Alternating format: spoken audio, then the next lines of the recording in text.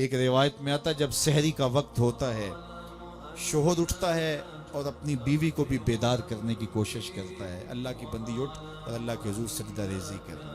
وہ رحمتوں کے بٹنے کے لمحے ہیں، دعاؤں کی قبولیت کی گھڑیاں ہیں، انوار اترتے ہیں ان لمحوں میں، رزق بڑھتا ہے ان لمحوں میں۔ تو وہ اٹھتا ہے اور اپنی بیوی کو بھی بیدار کرنے کی کوشش کرتا ہے۔ سارے دن کی تھکی ہوئی خاتون اٹھ نہیں پاتی تو خیر وہ خود وضو کرنے چلا جاتا ہے، لیکن اس کے دل میں بے چینی ہوتی ہے کہ یہ بھی کبھی اٹھ کے اللہ کے حضور سجدہ ریز ہو جائے تو کیسا اچھا لگے۔ یہ سچی محبت کی علامت ہے۔ خیر اسے خیال آتا ہے اور وہ پانی کا چلو ساتھ لیے آتا ہے اور اپنی بیوی کے چہرے پہ چھڑک دیتا ہے اور خود مصلی بچھا کے نماز پڑھنے لگ جاتا ہے۔ بیوی اٹھتی ہے، دیکھتی ہے میرا شوہر نماز میں ہے، اسے بھی خیال آتا ہے، اٹھتی ہے جلدی سے، وضو کرتی ہے، مصلی بچھا کے شوہر کے قریب نماز پڑھنے لگ جاتی ہے۔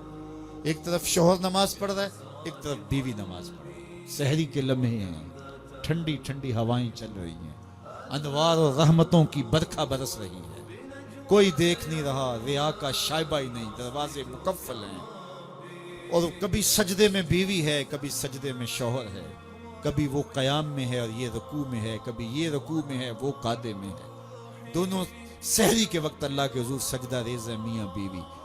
حدیث پاک میں آتا ہے دونوں کو دیکھ کے رب مسکرا رہا ہوتا ہے، اپنی شان کے مطابق اللہ خوش ہو رہا ہوتا ہے کہ میرا بندہ اور میری دہلیز کی باندی کس طرح میرے حضور سجدہ ریز ہیں۔